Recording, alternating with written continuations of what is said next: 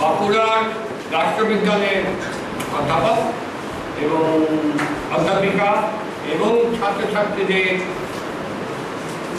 কাছে কৃতজ্ঞ যে আমি প্রায় 25 বছর বাদে বা তারও বেশি গ্রামসী নিয়ে 1984-85 সালে একটা বিশেষ পরিস্থিতিতে আমাকে গ্রামসী নিয়ে বলতে ছাত্রছাত্রীদের তারপরে সেগুলো বলার তার আগে আমি শ্রোতাদের জানাচ্ছি যে আন্তনীয় গ্রামসী ইটালিতে ইটালিয়ান ভাষাতে লেখার কতগুলো সমস্যা। আন্তনীয় গ্রামসী কোনো বই লেখা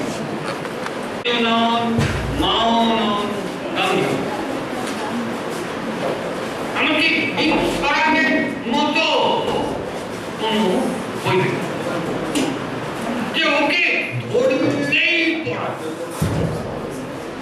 গ্রামসী প্রসঙ্গে সমস্যাটা এই নয় যে উনি ইটালিতে লিখেছেন, তারপরে ইংরেজি হয়েছে, ইটালির লোক গ্রামসী আমরা বাঁকুড়াতে পড়ছি বাংলায়। ইটালি থেকে ইংরেজি আমি একটা নোট সার্কুলেট করেছি, ছাত্রছাত্রীরা দেখতে পারো ডিপার্টমেন্টে আছে বাংলায়, যাতে করে তোমরা গ্রামসী কে জানবে। সব বলা সম্ভব না। আমি গ্রামসী সম্পর্কে 30-34 পৃষ্ঠা একটা বিবরণ তোমাদের জন্য আমার শব্দ খুব খারাপ, ভীষণ খারাপ হাতের লেখায় বাংলায় সব যাদের ইচ্ছা, যদি ইচ্ছা হয়, যদি করতেই হবে কথা। আমি প্রথমে বলি আমার বক্তৃতাটা দুভাগে ভাগ। কালকে আমি বলবো বাঁকুড়ায়, আজকে আমি সাধারণভাবে গ্রামসী কি সেটা নিয়ে আলোচনা। আজকের বক্তৃতায় কেউ যদি আগ্রহ থাকে তাহলে সে কালকে আসবে বাঁকুড়ায় গ্রামসী। ইটালি থেকে ভারত থেকে এই তিনটে ইটালি থেকে ইংরেজি, ইংরেজি থেকে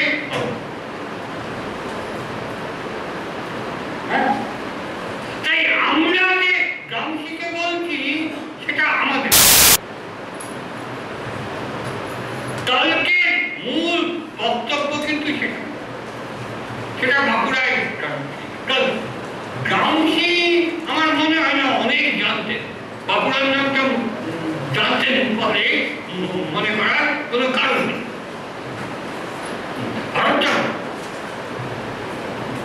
গান্ধীকে আমরা জানি, এখন গ্রামসী জানি, কিন্তু গ্রামসী সেই রকম গ্রামসীকে নিয়ে আন্তনীয় গ্রামসীকে নিয়ে বলতে গেলে আমি তার লেখার কথায় আসছি। খুব ভালো হয় না, একেবারে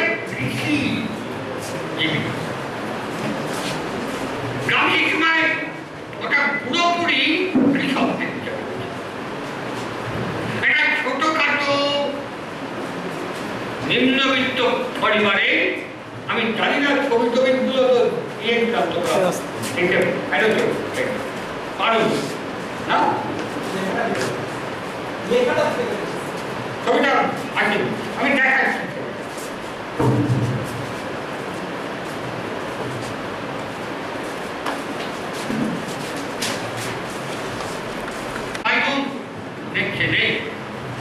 পুজো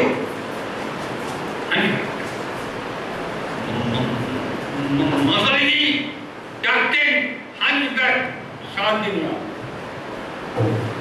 পুজো সার্দিনিয়া। গরিব গরিব ছেলে যা হয় স্কলারশিপ নিয়ে পড়তে গেছেন তুরিন। তুরিন দুর্গাপুরে হাইলি ইন্ডাস্ট্রিয়াল টাউন, প্রচুর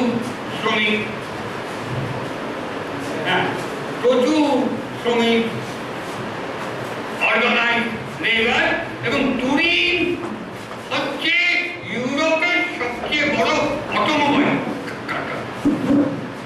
ফিয়াট আছে, ফিয়াট গাড়ি তাদের সবচেয়ে বড় কারখানা।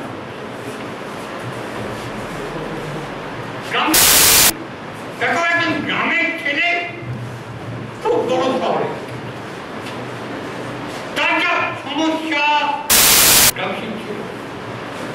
এবং রামসি সেই সমস্যাটাকে ভেবে, এটা একটা রামসি সেন্ট্রাল সমস্যা। ইত্যাদিতে আরেক ভাগ কিছু গ্রাম কি করে দুটোর মিল হবে। ইটালিকে যদি এগোতে একটা সার্দিনিয়া পেছনে কাজ, যারা তুমি পশ্চাতে রাখিছ সে তোমারে টানিতে পারে। এই ইটালি প্রথম যৌবনে রামসি কিন্তু সেইটা ভাবতেন, ইটালির সমস্যা কি করে দূর। গ্রাম ইন্ডাস্ট্রি হাই ডেভেলপমেন্ট এগিয়ে এবং সার্দিনিয়া পেছনে পড়ে। এই যে আনইভেননেস, অ্যাসিমেট্রি, একটার সঙ্গে একটা মিলছে না, এইটা দূরত্ব কি করে সম্ভব। এইটা করতে গিয়ে আমি খুব ভালো ছাত্র ছিল, আশা সত্ত্বে ছাত্র। এইটা করতে গিয়ে আস্তে আস্তে রামসি জড়িয়ে পড়লেন trade union activity, Turin, communist party, socialist party. তুরিনের বিরাট স্ট্রাইক হচ্ছে, রামসি তার সঙ্গে 1919-20 রাশিয়ান বিপ্লব সংগঠন রামসিকে রাশিয়া যেতে, রামসি রাশিয়া যেতে। রামসি পার্টির আগের নায়ক ছিলেন মুসলিম। তোমরা মুসলিমের নাম নিশ্চয়ই এবং তোমরা নিশ্চয়ই জানো মুসলিমই প্রথম যৌবনে সোশ্যালিস্ট থেকে ফ্যাসিস্ট। উনি বলতেন সোশ্যাল ফ্যাসিস্ট। রামসি যখন চলে যাচ্ছেন, এটা খুব ইম্পর্টেন্ট, তখন রামসি একটা কাগজ, তার নাম লা Ardino no. এগুলো সব লেখা আছে, দ্য নিউ অর্ডার, লা আর্ডিনো নুভো, ইটালি। ইংরেজি আমি ইটালি থেকে ইংরেজি, নিউ অর্ডার, নূতন পুরনো ইটালি চলে যাবে, নূতন। এবং এইটা কিন্তু এই কাগজে রামসি প্রচুর, 1.5 পৃষ্ঠা, 2 পৃষ্ঠা, সাইন আনসাইন, প্রতি সপ্তাহে রামসি ইটালির অবস্থা কি, ইটালিকে কি করতে হবে, পৃথিবীর অবস্থা কি, এবং সেগুলো ট্রেড ইউনিয়নে গ্রামসির প্রথম লেখা জার্নাল এবং গ্রামসির দৃঢ় বিশ্বাস যে ওই জার্নালিস্টিক লেখার কোনো মানে নেই, ওগুলো ছাপানো যায়। একটা দিনে জন্ম হয় এবং একটা দিনে মরে যায়। অনেক তোমরা পরে যখন পড়বে দেখবে অনেকে বলেছিল লেখাগুলো ছাপাই না, ওগুলো তো আন্দোলনের জন্য। পরে অনেক পরে ওই লেখাগুলো ছাপানো এবং গ্রামসি যখন বলছে সুন্দর কথা, books, magazine only offers general ideas and sketches. বই পড়ি সাধারণ, but they cannot give the immediate and direct vivid impressions of the lives of Peter, Paul, John, of single real individual, and unless one understands them, one cannot understand what is being universalized and দৈনন্দিন জীবন সাধারণ মানুষের প্রত্যেকটি কথা যদি তুমি ভালো করে না জানো, শুধু বই পড়ে দুটো জিনিস গ্রামসির রচনা করার কিন্তু সবচেয়ে বড় চিন্তা। আমরা ইটালি ইউনিফিকেশন ইত্যাদি ইত্যাদি গ্রামসির রচনা করলে প্রতিনিয়ত আমার মনে হয় আরে এগুলো কি ইটালির ওই ছোট ছোট গ্রাম গঞ্জের কথা, বিশাল ইটালির সাহিত্য কিচ্ছু আপনি কন্টিনিউয়াসলি ওইগুলোর সঙ্গে কথা। 1960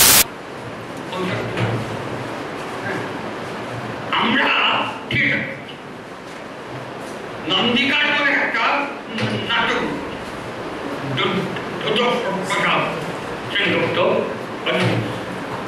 তারা প্রথম নাটক করছেন পিরান্দাতা সেরা নাট্যকারের সন্ধানে ছোট ছোট। আমি পড়তে গিয়ে গ্রামসি রেগুলার এই কাগজে একটা রিভিউ করতে নাটকে এবং পিরান্দোলা কিছু খুঁজে পাচ্ছ না কি হয়েছে। জীবনের ইচ্ছা ছিল পিরান্দোলাকে নিয়ে একটা বই।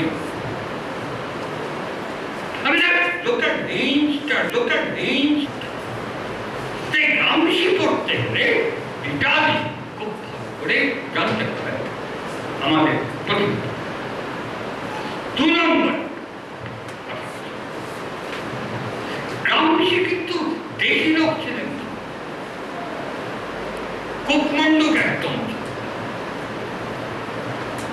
1920 সালে 20 শেষের দিকে গ্রামসি ইটালি কমিউনিস্ট পার্টির প্রতিনিধি হিসেবে মস্কো যাচ্ছে। লেনিন, স্ট্যালিন, ট্রটস্কি এদের সঙ্গে তর্ক বিতর্ক। 1922 শেষে ফিরে আসবেন। জার্মানি শিখছেন, ভাষা শিখছেন, রাশিয়ান শিখছেন। গ্রামসি ইটালির জগৎটা কিন্তু সারা পৃথিবীর জগৎ। এই টানাপোড়েনটা গ্রামসির রচনায় আমাদের দুটো টানাপোড়েনের কথা বলি। একটা প্র্যাকটিস ভেষজ অভিজ্ঞতা আর একটা বিশ্ববিখ্যাত। ওরা শুধু অনুবাদ করছেন না, অনুবাদ করছেন হেনরিক ইবসেন, নরওয়ে থেকে। কাকে লিখছেন? বীরেন্দ্রনাথ যদি লেখো তাহলে তোমাকে ইবসেন অনুবাদ করতে হবে। হ্যাঁ, খোঁজ রাখছেন ব্যক্তি লিখেছেন, রাশিয়াতে গেছেন, এই অন্তর্জেক নাটক অন্তর্জেক অনুভব করতেন। এটা কিন্তু মনে করার কোনো কারণ নেই সবটাই ইটালি, সবটাই গ্রামসি ওভারঅল এটা কিন্তু পৃথিবীর কনটেক্সটে কিন্তু গ্রামসি ছোট্ট সার্ডিনিয়াকে ইস্যুটা পার্টিকুলার, ইস্যুটা জেনারেল। গ্রামসি পড়তে গেলে বারবার ইটালির কথা মনে হয়, গ্রামসি পড়তে গেলে বারবার, তাহলে গ্রামসি পড়বে ইটালিতে না ইন্টারেস্টে খাই। গ্রামসি কিন্তু বারবার ছোট্ট করে বলেছেন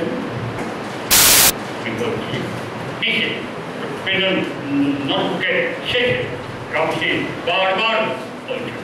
আমার মনে হয় সেটা খুব ইম্পর্টেন্ট।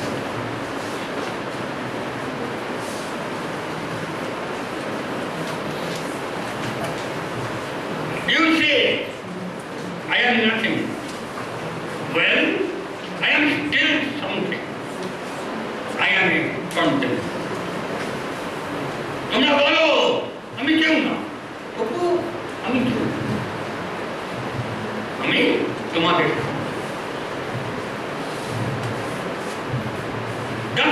মধ্যে এই কন্টেম্পোরারিনেস একটু অদ্ভুত। আমি দেখেছিলাম making of the present notebook, এই মেকিং এর কথা এমন ভাবে লিখেছিলেন যে প্রেজেন্ট নোটবুকটাকে মেকিং। গ্রামসি চলে পার্টি কাজে গ্রেফতার হন 1926 বাড়ি ফেরার পথে। মনে রেখো কিন্তু সে বছর বিপুল ভোটে তরুণে শ্রমিকরা বিপুল ভোট দিয়েছে। MP, member of the parliament, leader of the opposition, মুসলিমের বিরুদ্ধে বক্তব্য দিচ্ছেন। অবভিয়াসলি গ্রামসিকে অর্ডিনারি আইনে অ্যারেস্ট করা যায় না, স্পেশাল আইনে রাষ্ট্রদ্রোহিত আফসার আইনে গ্রামসিকে অ্যারেস্ট এবং মামলায় বিখ্যাত বক্তি ফ্যাসিস্টদের বক্তি এর বলেছিলেন, যাই পাবলিক প্রসিকিউটর ছিলেন ইয়াং, তিনি বলেছিলেন we must stop this brain from thinking for next 20 years. আগামী 20 বছরের জন্য এই মাথা যাতে চিন্তা না করতে পারে, এটা আমাদের গ্রামসি থেকে